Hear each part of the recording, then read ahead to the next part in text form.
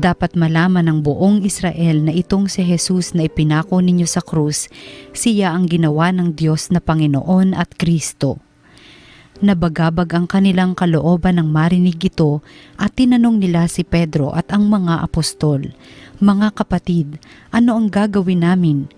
Sumagot si Pedro, "Pagsisihan ninyo't talikdan ang inyong mga kasalanan at magpabinyag kayo sa pangalan ni Hesukristo upang kayo'y patawarin at ipagkakaloob sa inyo ang Espiritu Santo, sapagkat ang pangako'y para sa inyo at sa inyong mga anak at sa lahat ng nasa malayo, sa bawat tatawagin ng Panginoong Diyos." Marami pa siyang inilahad upang patunayan ang kanyang sinabi at nanawagan siya sa kanila, "Lumayo kayo sa masamang lahing ito upang kayo'y maligtas." Kaya't ang mga naniwala sa kanyang sinabi ay nagpabinyag at nadagdag sa kanila ang may 3,000 tao ng araw na iyon. Ang salita ng Diyos.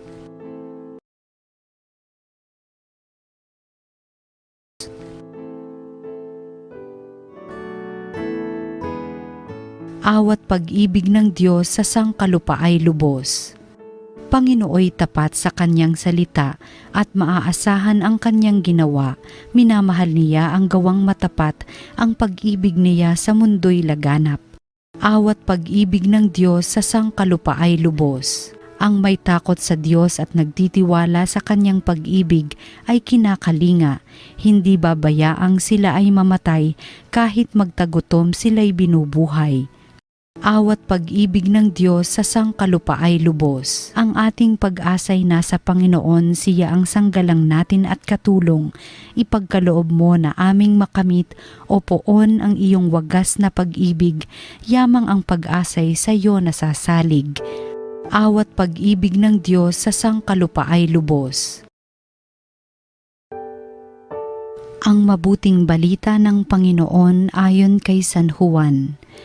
Noong panahong iyon, si Maria'y nakatayong umiiyak sa labas ng libingan. Yumuko siya at tumingin sa loob. May nakita siyang 2 anghel na nakaupo sa pinaglagyan ng bangkay ni Jesus, ang isa'y sa gawing ulunan at ang isa namay sa paanan. Tinanong nila si Maria, "Ale, bakit kayo umiiyak?"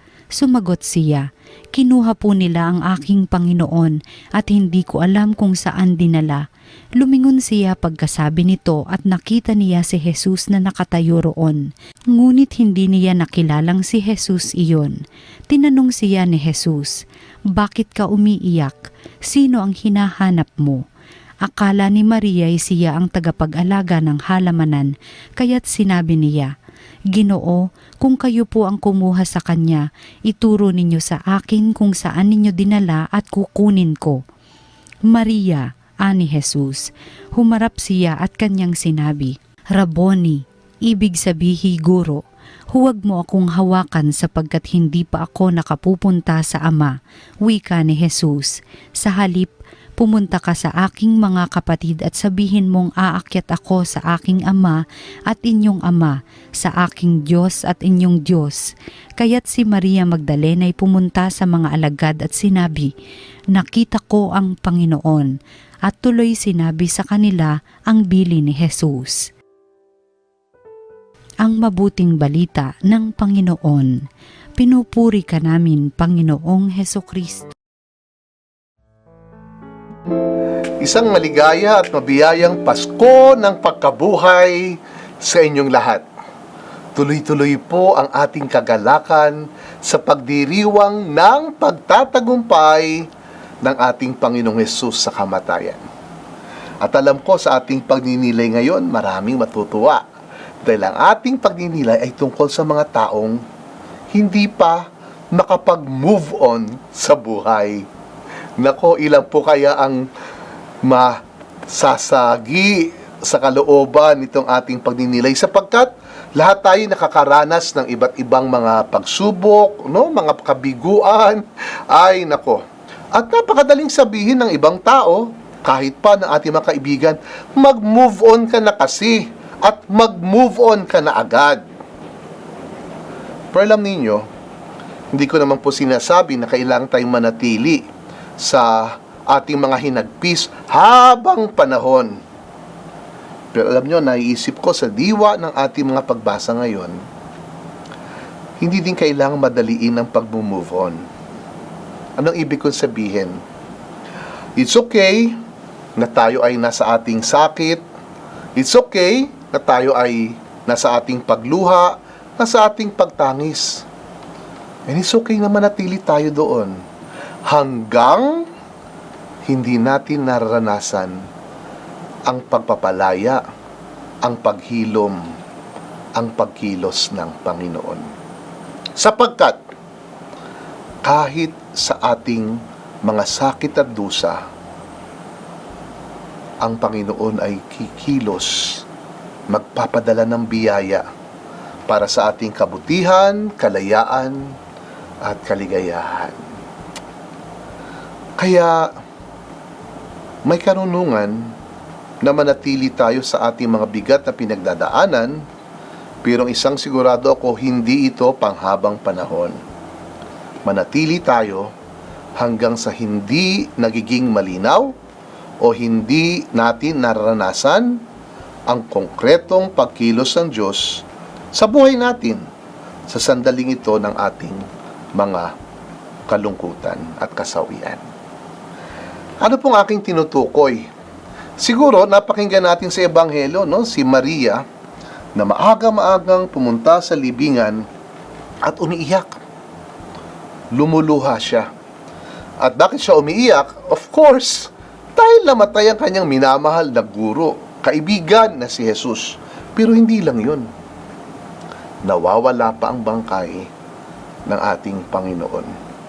Kahit nandun siya sa may pintuan ng libingan na tumatangis, lumuluha. Pero alam nyo, doon sa kanyang pagtangis, pagluha, doon siya tinagpo ng Panginoon. Una, hindi niya nakilala. Kala niya anghel. Paano ang kanyang mga mata? Baka malabo, dala ng pagluha. Pero, tinawag siya ng Panginoon sa kanyang pangalan. Maria. At siya ay nakasagot kaagad ng guro, Rabboni. Alam niya kung sino ang tumawag sa kanya. And the rest is history. Doon sa kanyang pagtangis, sa libingan ng Panginoong Hesus, nothing is sure. Hindi niya alam. Namatay ang kanyang guro at kaibigan at wala doon ang bangkay. And then what will happen next? Malabo. Andun lang siya sa kanyang kalungkutan. Pero sabi na natin, doon tayo tatagpuin ng Diyos.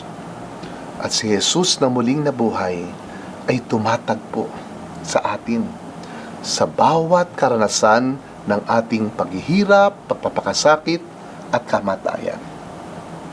Kaya, huwag mag-move on agad-agad hanggat hindi natin naranasan at natitikman ang kapangyarihan, kaluwalhatian at karunungan ng Diyos. Ito din ang pinapangaral ng mga apostol sa ating unang pagbasa mula sa Aklat ng Mga Gawa. May sakit, pero mayroong biyaya. Ang sakit, una, pinapahayag nila si Jesus ay inusig, pinarusahan ng kamatayan. Pero sa kamatayan na ito, si Jesus ay binuhay na muli ng Diyos at ginawang Panginoon at Kristo o tagapagligtas. Kaya't ang paanyaya sa mga tao ay magpabinyag. At ano ang pagpapabinyag? Pagharap sa masakit na katotohanang tayo'y makasalanan. Pero sa ating pagharap sa masakit na katotohanang tayo'y nagkakasala, ay diyan dumadating ang grasya ng pagkapatawad at tayo'y lilikhain o isisilang na muli ng Diyos bilang kanyang mga anak. Ano po ba ang mga patuloy pang pinagsisintir ng ating mga puso? Saan po ba tayo lumuluha? Ano mga libingan ng ating pinananatilihang tambayan? Napakadami na bang luha ang umagos? Tuyo na. Pero patuloy pa tayong nasasaktan. Maghintay manabik at umasa. Hindi maaring hindi ka dadalawin ng Panginoong nagtagumpay sa kamatayan upang sa iyo ay hatid ang kapayapaan at kagalakan. At sumainyo ang pagpapala ng ating makapangyarihang Diyos, Ama at Anak at Espiritu Santo. Amen.